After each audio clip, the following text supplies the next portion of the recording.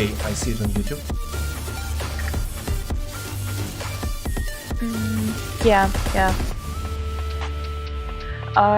You've changed the cover of the YouTube stream. No.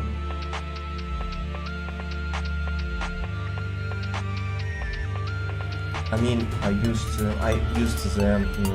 you know, the background for the stream is coming. Okay.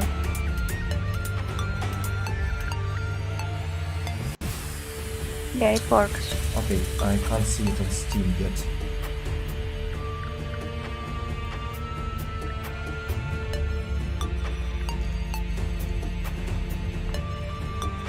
Okay, it's on Twitch, I do see it, but still nothing on Steam.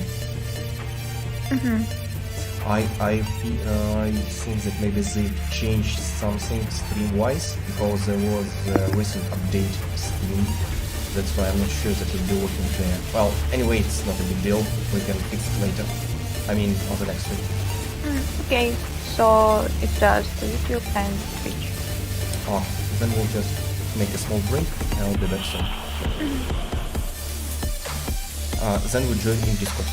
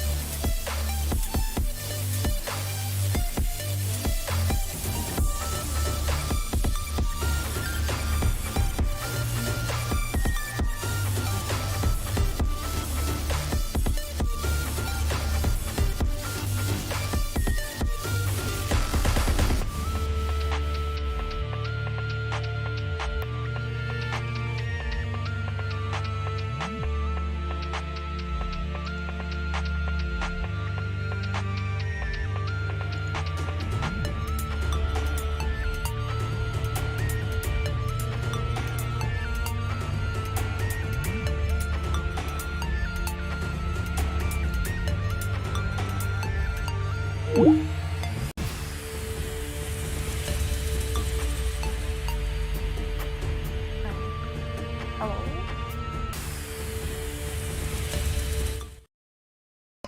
Hello guys, I hope you can hear us well, so we can get started our QA stream. So Daria, could you please check if everything is running well on Steam, YouTube and Twitch? Yeah, it's fine. Okay guys, so I think that we'll be starting in a couple of minutes. So now just checking some stuff that everything is running smooth. All right, for those who are already with us and watching the stream, nice to see you guys all here. Thank you for spending your Friday evening, day, or morning, depending on your location with us. Feel free to drop your comments, to ask your questions, and don't forget to subscribe on our social media. Also, in our Discord, we have a kind of open channel, open voice channel, so you can join us right online and have a chat with us exactly during the broadcast. So feel free to do it. If you speak English, you are more than welcome to join us. Yeah, Fear said that this is going to be a good stream. Thank you, Fear. Meanwhile, drop your questions, so you'll be the first one to have the chance to get your answers.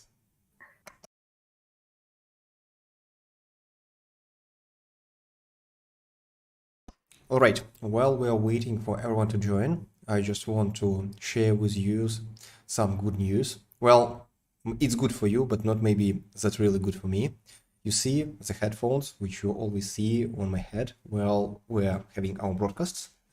Well, actually, they're pretty old ones. I could show you a close-up of these ears, but I would fear that you'll be just at a loss how it's possible to wear such of them because they're pretty old and but still fitting my head pretty nicely. And unfortunately, the mic, which I usually use, I mean, this one, okay, I'll just try to show it. Okay, this one, right? It got actually damaged so badly that guys had hard time of hearing me during our, development calls. That's why I had to get a new mic, and now I have a separate mic. Well, hope it would be working much better than my previous one, and you'll have no problem hearing me. Well, at least after a week of tests, it proves to be okay. So please drop in the comments how do you hear my voice. It would be nice to learn that I made a good purchase, actually. Okay, guys, I think we will wait for maybe half a minute more and then get started with the topic which prepared for Ya today. There's already a question about the game. All right. When people can play it. Okay, yeah, guys, actually, it's a question which we always get asked during our streams, and it's really nice that you are eager and willing to play the game. And as I promised, I would be always with you as frank as possible. So now the situation is the following. We almost fixed all the bugs which were in our list. I have very few things left to be, repaired. And then we would start the separate branch. So you mean when we are making the development, there is a special software which we use for exchanging the results of each one of the work to put all the data in one thing, which actually the game is built, right? So there is a kind of a storyline which goes, and we will now make a separate storyline. Well, I look like, Doctor Strange when they are making all this stuff, with the storylines and visualizing this whole stuff, visualizing. Then we're just making a separate branch where we would be fixing bugs only. So this will be the version which we are to give you to play, right? Hello. Hello. Oh. Hi, Hello. Anton. Hello. Hello. How Daria? Hi, hi. Hello. Um, um, how stream? Yeah. Daria invite me, so Oh. Okay. yeah, and she asked me how to um, tell you about me in which way, and we decide to I will make it by my own. Um, so I am 3D artist, and I have some question for your project. I think. Okay. And could you tell your name? Nikita. My Oh, name is okay. Nikita. Nice to meet Yeah. you. Yeah. You too. You too. Thanks. So, how you uh what is your 3D pipeline? Okay. Which soft do you use? Okay, well, most of our guys who do 3D Mm-hmm. work, of course, use Maya because it's a Mm-hmm. kind of main software which we decided to use for the game. Sometimes dudes do some stuff in Blender because Blender Mm-hmm. is pretty famous one, and of course it's well, it raises popularity. So I Mm-hmm. won't be surprised that in a couple, maybe 3 or 4 years, it would be just a new standard for the developers of the games all around the world. Mm-hmm. Although, as most of the huge companies which actually create, this request for workers, for 3D artists, they Mm-hmm. are not that agile and usually don't like to change their pipelines, especially if Maya has a very great tool set for expanding so people can set Mm-hmm. up the software whenever they like. As far as I know, Blender has the very same functionality, but still, as you know, let's take some company which is working for several years, maybe 20, 30 years on the market, and they have already established pipelines and which actually really work, they, well, are not likely to change them dramatically, especially if they would have their already working specialists to learn new software. That's why Maya is a kind of a standard for most of the studios all around the world. And Mm-hmm. also, we do Yeah. have an experience that all the 3D stuff which is created with Maya, it usually has no problem with working in our game, because when you do assets with a new soft and with new tools, you could never know what kind of problems would appear. Even if everything looks really nice and bug-free, when you just start working, because some things can turn out to be a problem in several months' time. And if you have already produced lots of stuff and you would have to repair, I would say, 100, 200, 300 3D Mm-hmm. models, it would be just a real pain and it would be big risk. That's why we just try to at least check all the what we do in Maya Mm-hmm. before we and optimize everything in Maya before we put it into the game. So usually our pipeline for production of 3D asset, I would say that it's quite different. Or if we take a character, and if we Mm-hmm. take some I know a piece of environment or some Mm-hmm. props, because it's really different stuff. So Mm-hmm. prop-wise, you see, we usually rely on using references. So we find some good photo, some nice example of what we want, then decide how we are about to change it. Then we make a draft 3D model, which we call blocking, which doesn't have any detailization or Yeah. not Yeah. finished, um, structure of polygons. So it's usually Mm-hmm. really messy because it's done really quickly. We put it into the game. Sometimes we would just choose some texture from our already existing library just to give it some color and tone and to have some feeling how it would work into the game. Then we play with this asset for, I don't know, maybe 2 or 3 times, figure out the scale, the color pattern, Shape. the shape are Shape. Yeah. nice and are fitting into the game. After that, we do all the finishing stuff. So we make, Mm-hmm. the final high poly, we make a Mm-hmm. final low poly, make all the unwraps, and create all the textures. Sometimes we even don't do textures because, as I've said, we have the, pattern Styling. Styling. tiling Yeah. materials, of which we can already Mm-hmm. apply. For example, we have material for brick, we have a material for Yeah. dirt, Yeah. and vice versa, because it just saves time and also helps us to reduce the amount of textures into the game and the size of textures to keep them really small ones. That's how Mm-hmm. we try to, have the project as optimized as possible, because you see we have quite an open space, which is the whole city, and there Mm-hmm. is a lot of action going on and lots of visual effects, a lot of abilities and stuff happening. That's why we just really work our butt off in case of optimization and trying to raise frames per second as high as possible. Well, because you Okay. see, it's Yeah. a multiplayer game and you need to have it as optimized as you could possibly imagine. Because as the Steam surveys show, most of the players, especially in PvP games, they can't boast of good hardware.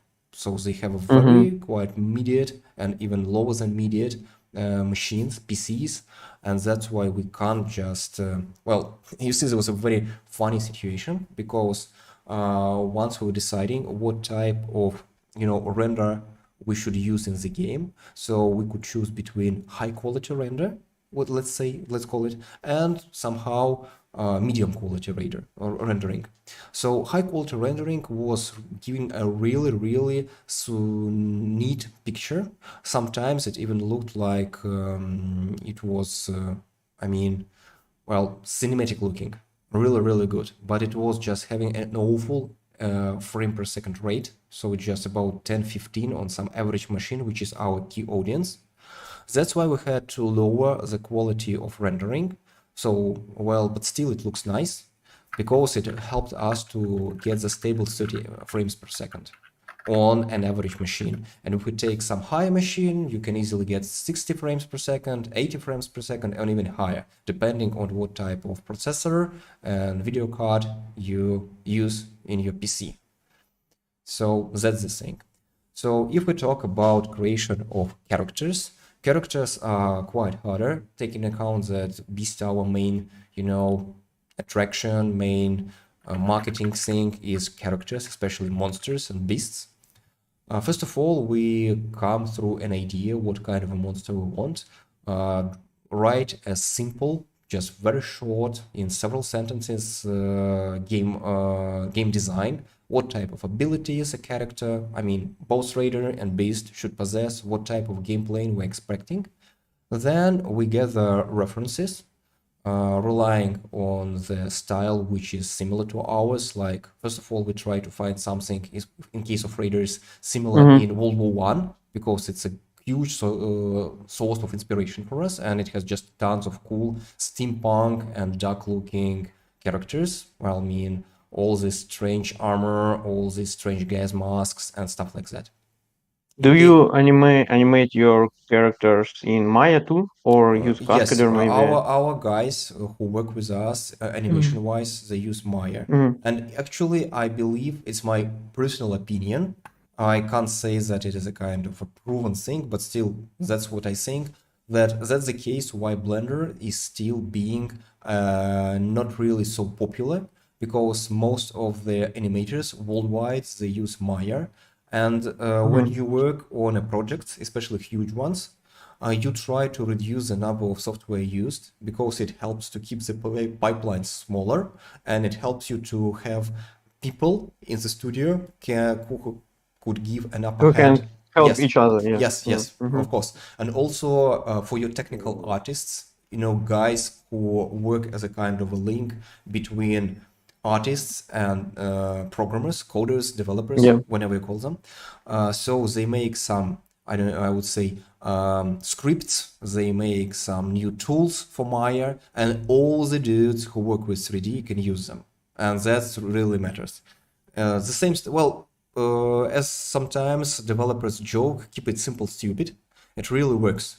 So you should try your best to avoid having multiple coding languages, multiple 3D tools, multiple 2D editors and stuff like that, because otherwise you'll be just burnt under the amount of problems which arise, because something would be fitting in this or that case, some software can lack that on this feature which you would have because your actually game demands it technical wise, and vice versa. And Nikita, could you tell just a few words about yourself? Mm. Are you already working as a 3D artist in games, or you're planning to do it? Yeah, I'm working in a studio. So it is a small studio that starts her way from audio support games. This studio called Sign Art.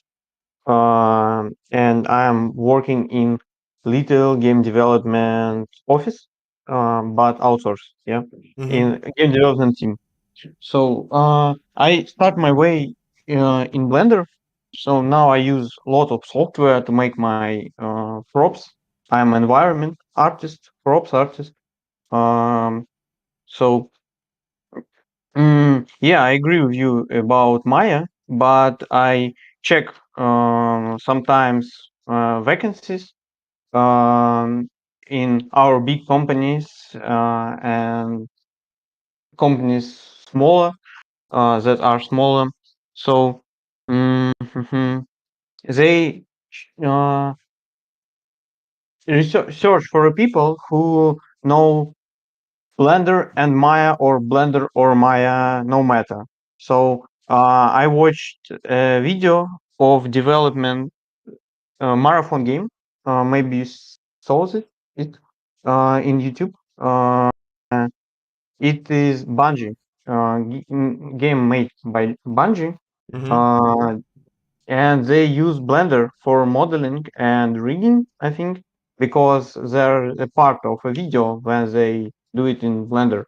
Oh, cool. About I haven't heard about about the that.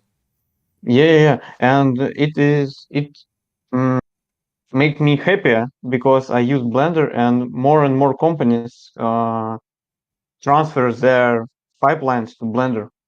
So it Uh, is yeah, interesting. you see, I'm not a 3D artist. I'm a Mm-hmm. painter myself. So I'm Mm-hmm. doing digital painting and concept art, both and game design because that's my background. And you see, can't compare Maya and Blender because first Mm-hmm. of all, I don't work there as a specialist and have no Mm-hmm. expertise, technically wise.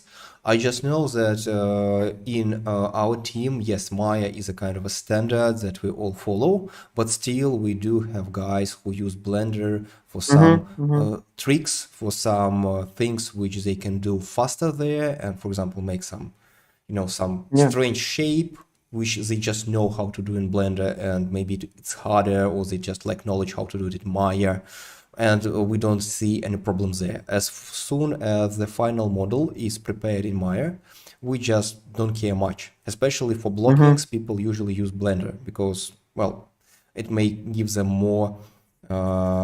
It's just easier, maybe faster than to do in Maya. But generally speaking, as sometimes one of our dudes joked, well, if you know Blender, you just take 4 hours to start working in Maya. Something like that. Of course, there Yeah. are a lot of tricks, there are a lot of personal preferences and personal, ways of building your own pipeline. Well, yeah, of course. But you see, You just must be professional in both. If you need to compare, you must be no, sure, master of sure. The Maya same and thing. Blender to compare. Yeah, the I'm same. not master of Maya because that's Yeah, why I can't yeah. compare them. You see, the same stuff happens when people ask Mm-hmm. me what is better, Unity or Unreal Engine. I would say Mm-hmm. that the best answer would be for what, right? Mm-hmm. So I would say that yes, we're using Unity for Beast Tower, and sometimes people say, "Oh, guys, you should have used Unreal. It fits better for the style or the type of the gameplay which you are currently having." And I would just answer them, guys. First of all, when we were starting the development, in the team there were already people who are good with Unity. That's why we're using the softwares which we are just already know how to work with. So that's the point.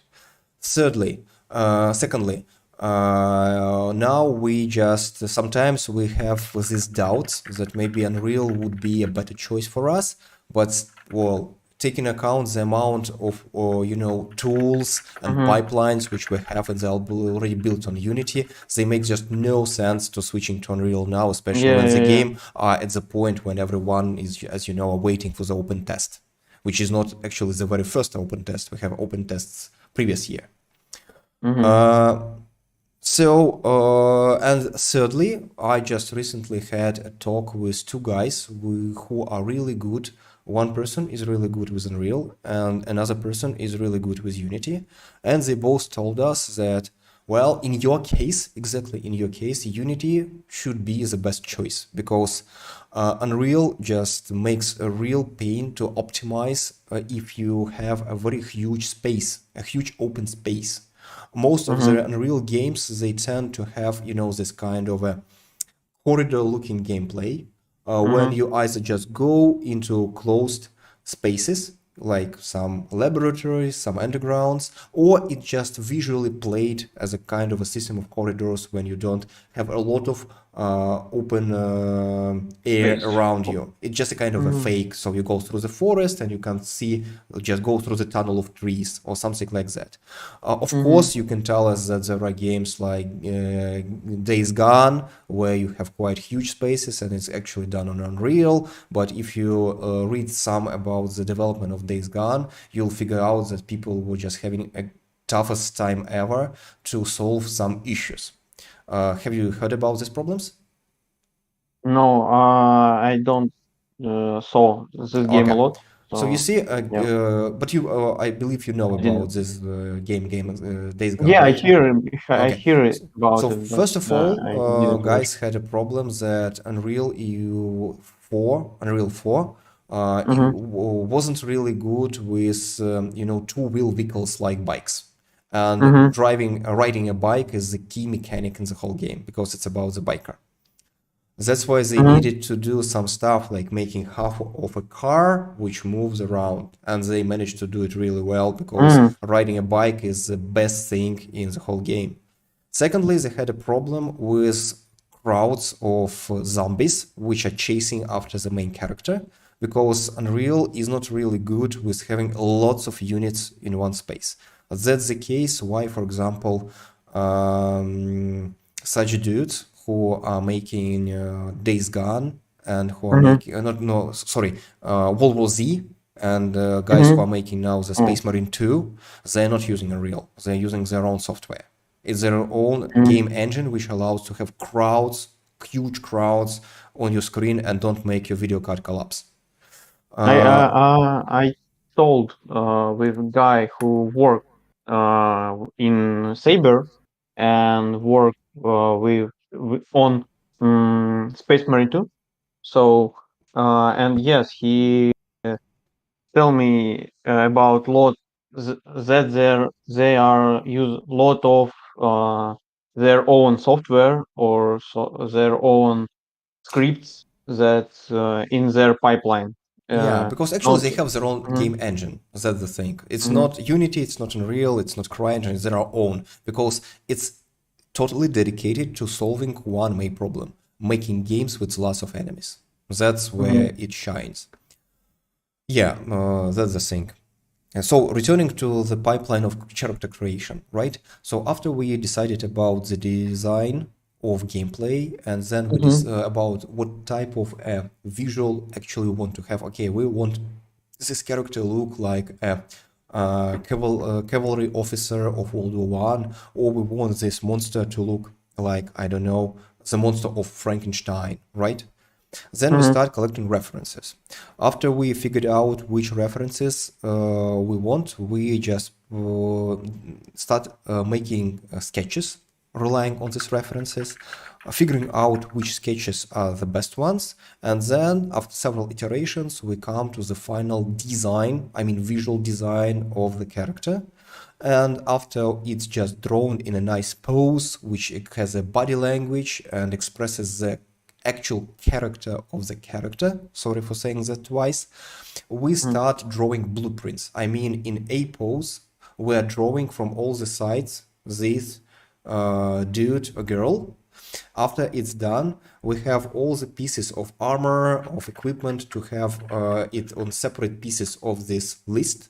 So it just actually a blueprint, so it can be used easily by 3D guys.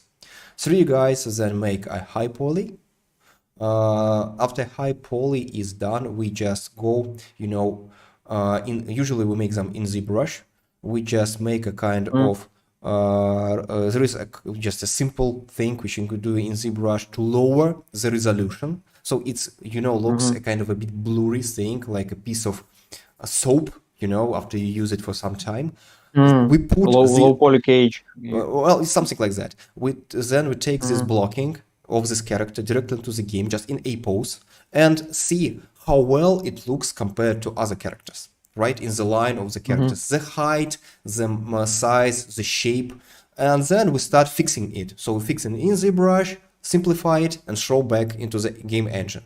After several iterations, when we figure out that yes, we like how it looks, the blocking is given to the rigger who makes the all this bone system, which is called rig, and we make some draft animations. So first of all, we make the idle animation, which is the key one because it's just entering point for all the animations.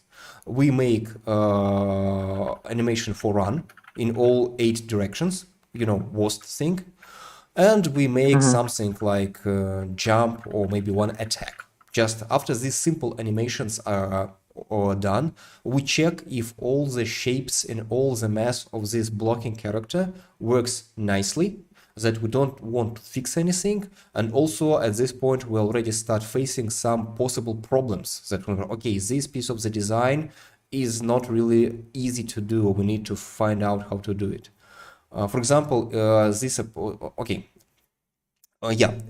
approach, when we were testing animations on the character at the very early stage, helped us dramatically when we were making the vampire, because the vampire, he has all these bad-looking wings, arms which open and close, all these attacks, all these flights, where you use all these pieces of skin which should be move between the fingers really smoothly. There we had to go to make some fixes and stuff like that. After when we are sure that the blocking is okay, we make a new version of high poly model, which have almost, main detailization ready. I mean, we don't go deeply into such things like pattern of the skin or maybe some scratches. We just make the main stuff that he or she has all the details and all the main muscle groups, if just it's a kind of a beast that it's naked one. Then we again apply the rig to this model and check once more if everything works fine. At this stage, we sometimes apply poly paint and just make some draft textures to check if the coloring is okay, right? Because you see, at this point, it's really easy to just make some fixes in the concept art and to find new colors if we're not satisfied with those which we already have. Right after that, when we are again tested everything, usually at this point, the character almost has all the animations ready. So it's already playable. We start building VFX. We start fixing the animations and applying game mechanics because we already, okay, yes, the visual is already working. After that, do you do you use real-time physics with cloth maybe or hair? I don't. Yes, we do use it. In some cases, we use it. In some, sorry, do you hear me? Yeah. Sometimes we use it, sometimes we don't. For example, if you watch Zealous, which dude with a ponytail who is currently running on the video which we are broadcasting, you can notice that his hair is physics driven. It's not animation, it's just physics. And also his cloth, sorry, what's called? Well, his clock, yes, his clock. It has the same way of work with physics right there. Yeah, but sometimes when physics works in a quite weird way, we just animate. Usually it's some small pieces of clothing which looks pretty nice even if it has a pre-rendered animation, right? Then, as I've said, we make a final high poly. After we made a final high poly, sometimes we put it just again into the game, but with no rig, because it's really impossible to rig so many vertices. See that, okay, it looks nice, it's fine. And then it's the usual process. We make a low poly, bake the normal map, of course, after we make a UV and wrap. The normal Yeah. map. After we get the normal map, we just put it into the game engine and see that normal map works nice. There is no bugs, no kind of strange baking took place. The light works well with normal map, and we are satisfied with the result. If we are at Do this, you try to avoid some transparency maps? What maps do you use in Blender? What we or you have no, we you make use maps. European shader classic or use your own shaders that We use use mix. different maps We use a mix of ORM shaders. map? A mix of Mm-hmm. shaders. So as far as I got, you work on Unity, right? Yeah. Okay. So we use we use URP, rendering universal rendering pipeline. So sometimes we use the base shader. Sometimes we use our own. We have several of them. Mm-hmm. We check that normal map works nice, and then we make all other textures in Substance Painter usually. Mm-hmm. So our usual number of maps, it may vary depending on the asset and the character. Of course, we try to avoid transparency because it's really hard, because it takes several render steps in order to get the transparency Yeah. well, and that's the problem.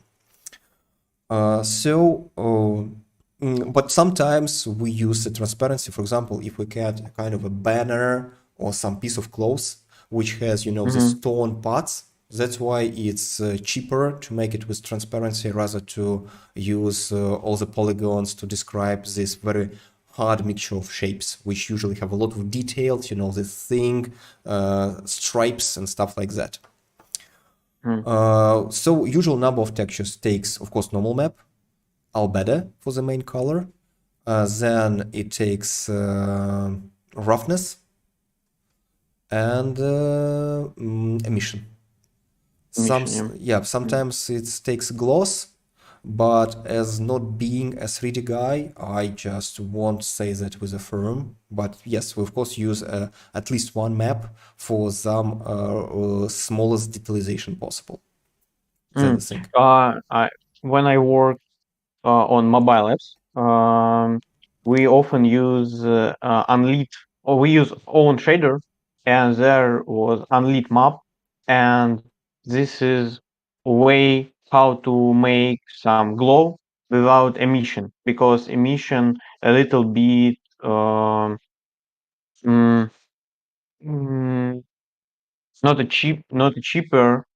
Unlit map was cheaper than emissive map. So sometimes you can use it, I think. Well, honestly speaking, I don't think that we use this technology. But you see, we are pretty happy with the emission. And you see, especially taking that we do use some VFX, we also have a special, post process which is called Bloom, which lets the visual effects to look far better because they have this nice glow around the main shape. That's what makes them really shine and look nice. So thanks. This is complex for the complex answer. Yeah. So you see, the Thanks. main idea for us, which may sound strange if you don't know the pipeline which we are following, that at the every step possible, we try to check the model in the game directly, because it helps us to understand if things work well or not, and also when to stop when we are making the detalization more and more. You see? Because sometimes people make a mistake that they just dig into the deepest details possible, which would be actually not seen by the player in any case, even if they rotate the character in lobby when they are checking this and that skins. Yeah, That's the thing. this is very important to give um, an option for the artist to check their work in engine, uh, especially for texture, because there are lots of tone space, color space. and it depends from engine to engine. So sometimes same textures can So looks you see, another so what we do, another we have a special, a separate build. scene. Well, Mm-hmm. Unity scene, Mm-hmm. which we send, which we give to the 3D modelers. So even if they don't work with the game engine directly, they just can use it in order to check how the textures look in the lighting and coloring of Mm-hmm. a Beast Tower map. Mm-hmm. That's the thing. Mm-hmm. Yeah. Yeah. This is interesting one.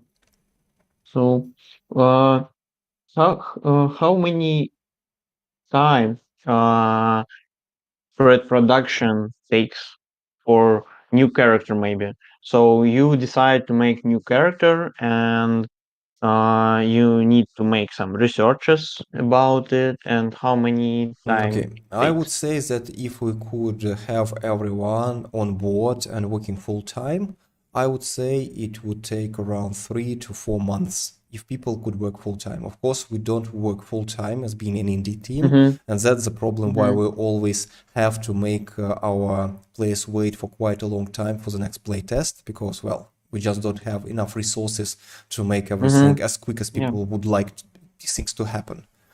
Um, but I believe that if we were working full time, from 3 to 4 months would be just enough to make a character. Of course, if it's not something really, really hard to do. For example, the vampire turned out to be one of the toughest characters which we've currently made because it has completely new mechanics of flight, of Mm-hmm. gliding, and technically wise for the 3D, all these bat wings turned out to be a really, really uneasy thing to do. But well, the character looks brilliant, and that's why it is worthy its efforts to create this one. Mm. That's interesting. Me and my friends, released our indie game uh, around 1 or 2 months ago, and Cool. it is yeah, it is small tower defense game uh, based on our physics.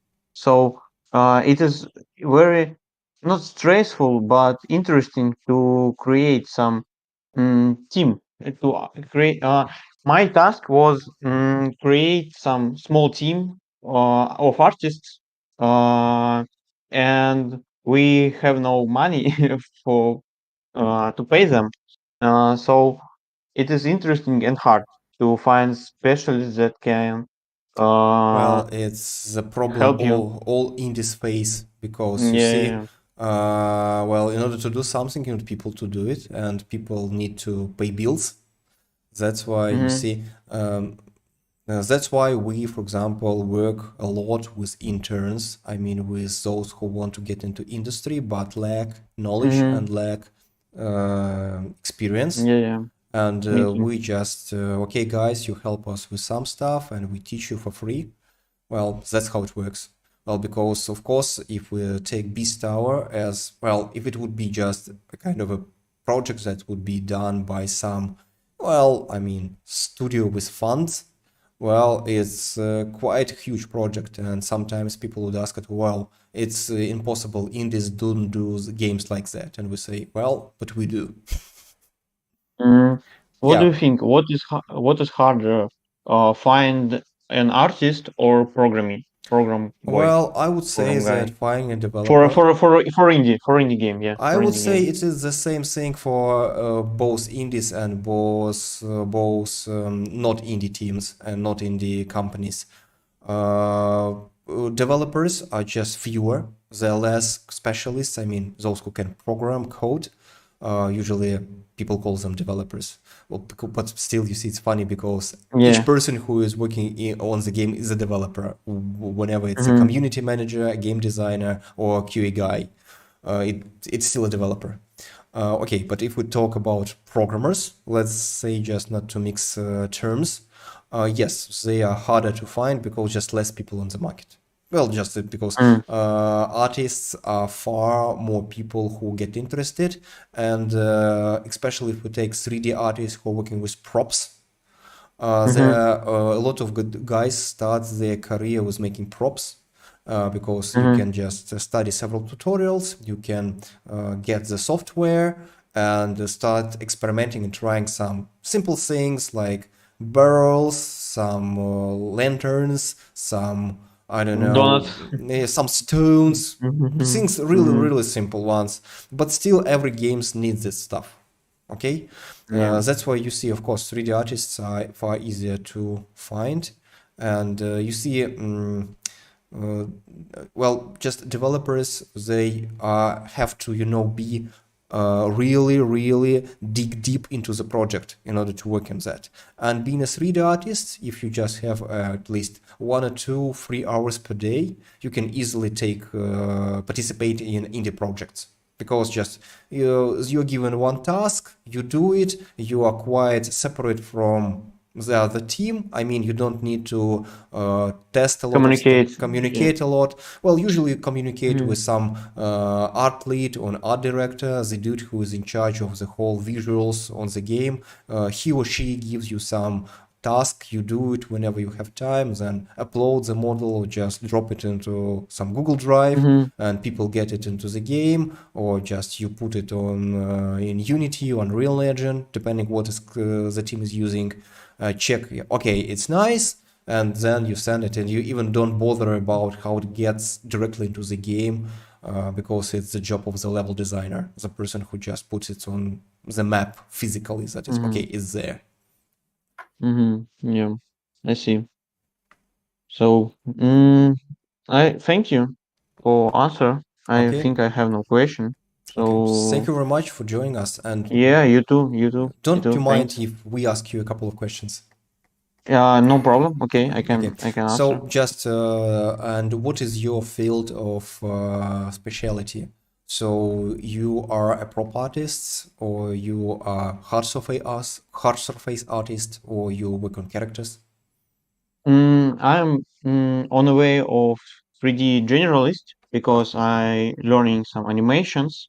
I am learning some different pipelines of development of art development, of prop development. I'm not character artist because you need know a lot of anatomy to make good characters, and I don't have a lot of time to learn it. So because I already have a work and I creating some props, some environment for game, yeah. Mm-hmm. Okay. And what software do you use in your work? For low poly and blocking modeling, I use Blender. Uh, for same for UV unwrapping. Once I use it for vertex paint when we decide to don't use some hard shaders for calculate on computer. It was mobile project, and we decided to use vertex paint shaders. For high poly, I use ZBrush, and after this, I bake some maps in Marmoset because um, it make better result than Substance or Blender, and you have more options how to manipulate it. So you have some additional options, and it is easy to bake some maps in Marmoset. After I bake maps, I use Substance for painting, and that's all. So after this, I export low poly asset to Unity and prefab, no, and make prefab from it in engine. So Okay. yeah, Okay. Nice. mm, Okay. And how yeah. Mhm. did you come across Beast Tower and why you got interested in our project? Because I know Daria, and she tells me about it. Yeah. Uh, Yeah. So I watched some video of your game, and it's interesting to speak the lead of the development, and so because I said it before. We created a game, indie game, and it is interesting to speak with someone who create indie game too. And how long you've been developing this game? So I can link you after the stream, uh, because it's not advertisement. The game this easy, and it takes 3 months for development. We have a main team. That was me and two guys who code, so who program, developers, yeah. Mm, and some people help us with UI, with sounds, and we lucky to find Erdeni. He was art lead in Sunstrike Studio, and he paint some arts from us that we use in Steam library, in promotions, some etc. And did you run any kind of a marketing campaign? No, we have no. So it was Uh, just a kind of an experiment, just to try to make yeah, something yeah, from start yeah, to finish. yeah. We just create a task that we are friends, and we create a task that we want to release a game in Steam, and complete all the process from idea to the Steam shop. So we have 3,000 of players without any promotion company. So and good Reviews? and reviews, yeah, and good reviews in Steam. Very good reviews, around 90% good reviews. It is free game. It's completely free. So yeah, So it maybe was that's why well, we we could say have that it good was reviews. it is an uncommercial project at all. Yeah, yeah. All But right. we released an update last. We released update last weekend, and we add support pack DLC for the people who want to support us. Okay, so So, I mean but maybe some cosmetics people just can yeah. just support you with Someone some gave stuff. money. Someone gave stuff. Yeah. Okay, cool, nice. It's really nice. Yeah. Uh, There are some Steam. Mm, there a button in Steamworks that grow you up in dashboard. If you press it, you can press it 3 or 5 times for free, and if you it is for your future. Yeah. When you release a game, there will be a button, so if you press it, you will be on the first page on Steam for a month around it. Like if you see there a window in Steam, last updated or something like it, or new releases, and there a place where your game will be if you press this button. mm-hmm. So yeah. Cool, And cool. it will make you more visible for Mhm. your So potential in just players. 3 months, you just made this small game, right? Yeah, And yeah, on what, how many hours of gameplay it's, yeah. well, calculated? So It, how many it time it is you it is expect to? interesting. We Mm-hmm. have median time. It is around uh 30 or 40 minutes, Mm-hmm. but we have players who played our game more than 10 hours. But we don't know what they do in our game this Well, all of but this time. actually, the time of Yeah, because gameplay which you just make, how long it takes to finish the game? 3 hours, 2 or 3 hours, depends. Oh, nice, Yeah. nice, really nice. Mm-hmm. Okay, so I would Yeah. appreciate if you drop the link and I would have a look because it's just Yeah. really, Okay. really I interested. yeah. Yeah. I will. Okay. Thanks. So, bye. Okay, thank Yeah. you very much for joining us and asking Yeah. You questions. too. You too. Hope you Bye. learned something interesting for you too. Yeah. Yeah. Thanks. Bye bye. Okay, so guys, it seems that the stream was running not as it was expected, but still we say that if you join us in voice chat, we will answer all your questions and give you any kind of information you are willing to get. That's why don't be shy, join us. I would say maybe it would happen next time because there is only 7 minutes left. Well, maybe briefly, Daria, we can tell what we wanted to discuss today. We wanted to discuss why in Beast Tower there are 8 players, 3 beasts and 5 raiders, how it happened and why it is so.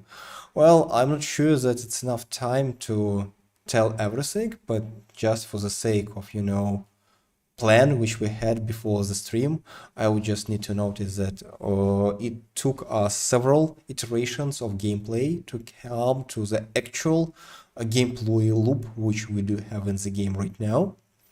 And also, it took us quite time to figure out what amount of players and the proportion of players fits the game best. So, Daria, just in few words, tell your experience of how the game plays when we change the number of players, the proportion of beasts and raiders. First of all, I wanted to say that this topic will be in our next month's newsletter that will be, I suppose, released on the next week. So everything will be in there, and if you're interested, you can read it. And about proportion of players, I'm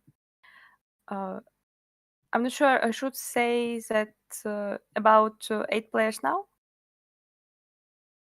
I mean, just tell your experience how the game feels when we change the number of players, making them less or more, and we decide if there would be different number of beasts and raiders in the same match. Yeah.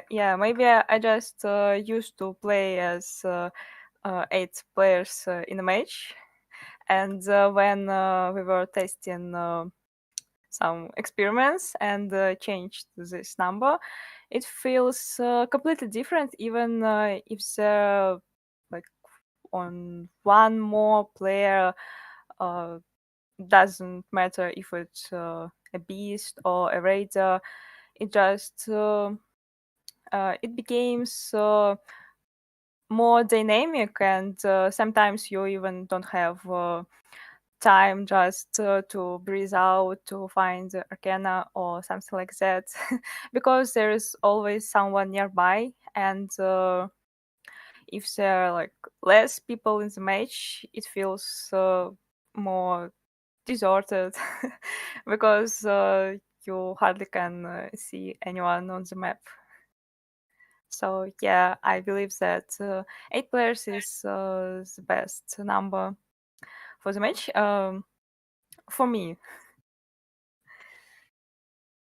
Yeah, but guys, I would say that we are, well, around every 4 months, we sometimes run tests if to make sure that this number still fits the game best, because every 4 months something new appears, some balance fixes take place, and vice versa. So we just need to be sure that nothing should be changed. Of course, when the game would be available for playing 24/7, I would say that some new information may appear and we maybe change this proportion, but still all our tests for the previous year shows that yes, that's nice, that works well, and we shouldn't be worrying about that at all. So, yes, but sometimes we got a very interesting question about whenever we're gonna do a kind of a cyber sport out of Beast Tower. That's a very funny one because once I have it well brilliant chat with a friend of mine who's a manager of a cybersport team. And I asked him, okay, if we want our game to be a cybersport discipline, what we should do? He looked at me and said, well, especially we're talking on phone, honestly speaking, but I just felt how he's looking at me, although I couldn't see him. He said one main thing, and I just straightened up, waiting for this, hidden mysterious knowledge which I should know in order to take Beast Tower into some cybersport legendary game. And he said, that's money. I said, what? He said, money. We play games with the prize pools because that's the way we make money as a cybersport team. It's our job. I said, well, makes sense.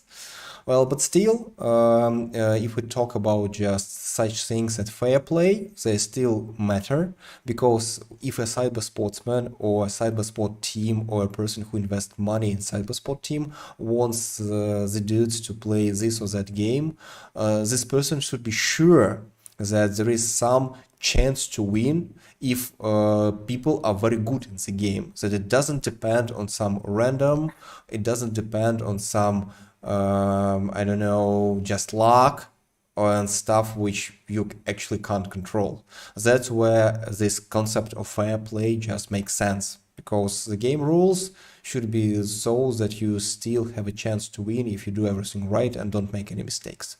Of course, in this case, asymmetrical games are quite a hard nut to crack, because you see it's built around the thing that sides are uneven. Somebody is stronger, somebody is faster, somebody have one rules and the goals to win, and others have another. That's the thing. For example, Dario once told me about the story how in DBD the community and sometimes developers would run their own tournaments, although DBD, well, it's not a kind of a typical thing for a cybersport, but people liked how it worked, and still even the developers would make some extra rules, for example, banning as some types of killers or some perks, just to make the game look a bit more fair. That's the thing. That's why in our case, if we make, for example, some kind of a cybersport mode, I would think that something might be changed, although I don't know what. Because currently we don't, Beast Tower is not using a sport discipline, but I would say that I would be really, really proud to watch how some professional sportsmen would play Beast Tower. So what do you think about that, Dario? Would you like to have a look at that? Actually, we have two more people here with us in the voice chat, so Okay, guys. maybe we should ask them. So Gabe and Alex, guys, what do you think if Beast Tower can be a game for cybersport? I am a shooter guy. I don't really have opinion actually. I don't know. All I can say is that the numbers of players looking pretty good, because I did play esport back in the days, and in TF2 there's like 6-on-6, which is pretty much commonly played mode. So I'd say the number of people in Beast Tower that we have right now is kind of it's alright. Esport wise, I don't really know, because it's a bit different genre than shooters, so I don't really know if I can compare them or like give an opinion or something. So I don't know. Yeah, well, but let's remember the words which I was told by my friend. If you make a prize pool, there would be always cyber sportsmen to battle for that. That's for sure. Yeah. Okay, guys, so I believe we are coming to the end of the current broadcast. So if you have any questions left and you want to discuss something, go for it. We will be more than happy to talk with you. Okay, you know what? I'll step in right now. What's up, guys? My name is Gabe. It's nice to meet you all. Nice to meet you Oh, too. hey. I'm a bit late here, unfortunately, but I'm also currently working, so you guys are saving me from my work time. No, Um, cool. But yeah, really quick, I'll most likely join the next time you guys have this as well because I have so many questions about the game. So I'm a community manager as well from Inferno Zilla, as you know, you guys have community managers here as well, and I'm really curious about one certain thing that you guys are planning for the game. So in terms of events, I've played tons of asymmetrical games, right? I don't think there's the game that I have not played, even the $0, dog ones, right?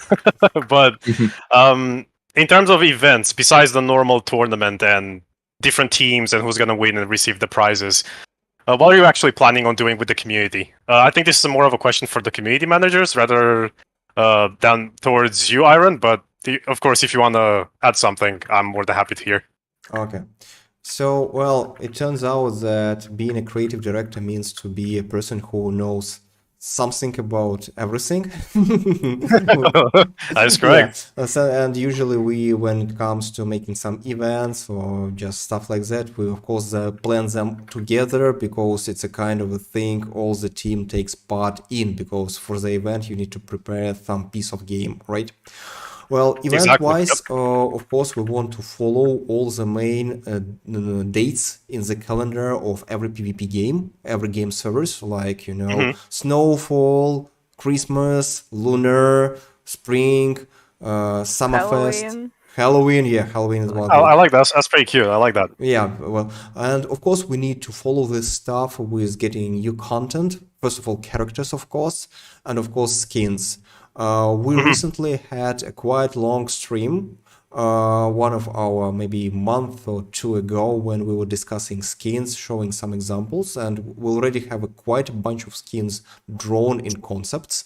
We haven't shown them to the open public yet, but that would be a kind of a big deal for us because we really, really like what's happening with skins, because even when we do some recoloring, we try to play with the materials, patterns, and ideas as much as possible, because that's how we just want to make our community WoW.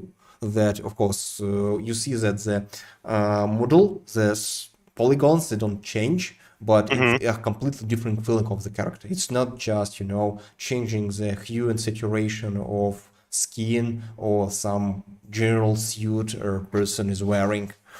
Yeah, that's the thing. And of course, we have always asked if we're gonna do new game modes. I would say that game modes are the toughest thing to do because actually it's making kind of a bit new game basing on your current assets. Well, but still, people ask if at least we would have the, co-op mode when you just not play as a whole team, because it's completely different from the whole concept of Beast Tower. Right. Yeah. But still, people want to have at least some, small squads they can plan together. We currently have a design in mind, so it's a kind of a drawn just on paper, how this can be done and implemented into the game.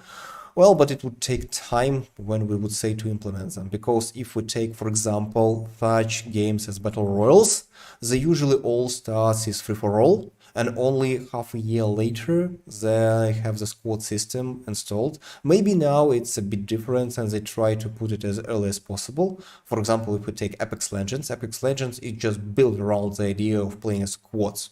It's just the whole idea of the game, that's what you can do it is. But if you just take into account the free-for-all mode, yeah, that's it. That's why, of course, people want skins, people want new characters, and when a character or a skin is event-driven, so it's just dedicated to this or that idea, well, it's generally the time when it shines. Well, I would say that it's a kind of a maybe something outstanding solution, but it's the things that work. And as far as game services are already a big part of the gaming culture, and people are just used to the things which they don't only like, but which they consider to be a must for game servers, we just can't help providing them. That's the key. Sweet. I really like the fact that whenever I've noticed a little bit when someone asks you a question, you like to dive deep into the things. So, I like that. You're like an immersive guy. Immersion, all that. Well, So I appreciate the long answer.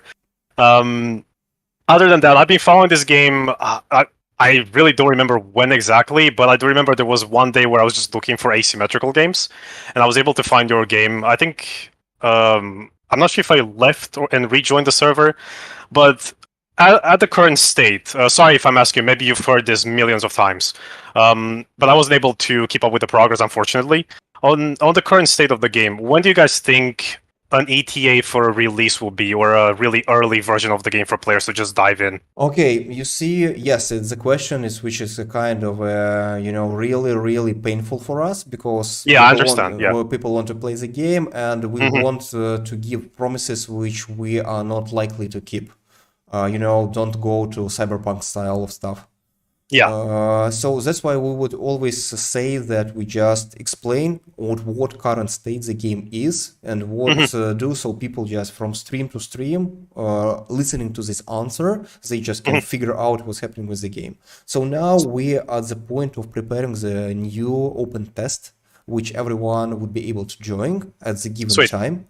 And now we fixed almost most of the bugs and issues which keep us from launching that. So we are to make a separate branch, which would be just a playtest branch, where we would be checking the game for some time inside the team, figuring out all the things which we haven't fixed yet.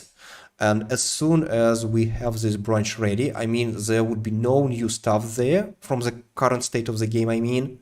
And as soon as it's ready, we will make posts in all the social media about the dates and time when the test would be running. And so everyone will be able to come and join the playtest. Sweet. And that was a last question because I know you guys want to end stream, but I tend to hijack problem. everything here. No problem. So yeah, as the last question. So actually, what was my question? It's so much information that I planned on adding here, but then I was like, 3 minutes left. Well, don't worry. Oh yeah, I remember. Yes. So as I'm looking at the aesthetics of the game and everything, and I was here before when you've had other streams and you were talking about, where you took inspiration from and where those monsters and ideas came from. But I'm wondering about your team itself, the members from your team. What made you just dive into this and be like, you know what, one day I'll make an asymmetrical horror game based on this aesthetic and just let people do their crazy things? Okay, you see, I'll give you the short answer because otherwise it's a kind of a topic for a separate stream, which I believe already had when we were describing the history of creating the game. I would encourage you to go to our Steam page and just browse through our articles, which we publish every month, and you can find one which would describe this. But I just want to be the guy just to say, okay, man, go and read, because I think it's quite rude. I'm rude for stealing your time, so don't worry about it. Okay. You can be rude. Okay, that's why I would just say that, you see, the simple answer and the most honest one is that once I woke up just with the idea of a kind of a castle with werewolves who were chasing ninjas, who were doing parkour, and they were running away from them. And I thought that it would be quite fun. And when we were just getting the team, I just said, okay, guys, I have an idea of the game about the parkour from werewolves. And everyone just liked this simple sentence that it was just, well, parkour from werewolves. And you just already have in mind everything which connecting, that somebody is running away, making all these tricks, all these wall runs, and a huge beast is chasing and just doing something like that. And everyone liked it so much that, I mean, nobody just was, as soon as somebody would hearing this phrase, a person would just fascinate it and say, okay, I want to make it and to play it. That's how it happened, honestly. Sweet. All right, man. Thanks. Thank you for my triple threat questions. I really appreciate it. No problem. yeah, hopefully I'll catch you guys again, and maybe we can dive more deep into everything that I'm curious about. Well, you see, if you just have some questions, just drop us in Discord or in social media, or if you just want to dive deeper, just, I don't know, drop us a line and maybe we can have a separate chat and call up to answer your questions. Maybe. For sure, man. Yeah. That's why for sure. I think you can just, you see, you can drop a note to Daria in Discord. She has, she works with Discord. And if you want, for example, to talk with me, just to have a separate chat and to have it in nice time, so there is no hurry, she can give you some contact of mine, so we can just meet in some messenger and talk and have all your curiosity fulfilled. So we're gonna have some beast hours, right? Oh, yeah. Sorry, I had that joke in there. Well, that sounds cool. Sweet, thanks, man. I appreciate it. I hope you guys are gonna have a wonderful day, weekend, night, wherever you guys are from. Okay. And I'll talk to you too, soon. Thank you. Much love, guys. bye-bye. Take care. Okay. Well, it's the ending of the stream was similar to the ending of a usual session in Beast Tower, and everything just hastens up and it turns out to be quite dynamic. Yeah, that's Okay. Is there somebody like, left really in the voice chat?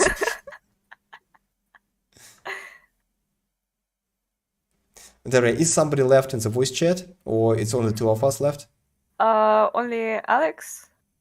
Okay, Alex. Okay, Alex, do you have any questions left? No. Okay. All right, guys. Then, if we don't have any questions in our comments, which we haven't answered yet, could you please check quickly? I suppose we've answered everything, because most of the questions were about the game release. Okay, that's fine. Okay, guys, so it's really crazy and really good ending of this working week of having you all here and talking to us just in voice. It's just marvelous. Thank you, guys, Alex, Nikita, Vich, for joining us today. It's really nice when people like what you are doing. It's your best reward for every developer possible. Just believe me or not, but that's what you're actually making games, to make people happy with these games. That's really, really matters. So, guys, follow on social media, join us in our streams, and don't forget to wishlist on Steam. The Beast will come, and we'll see you next month. Bye-bye.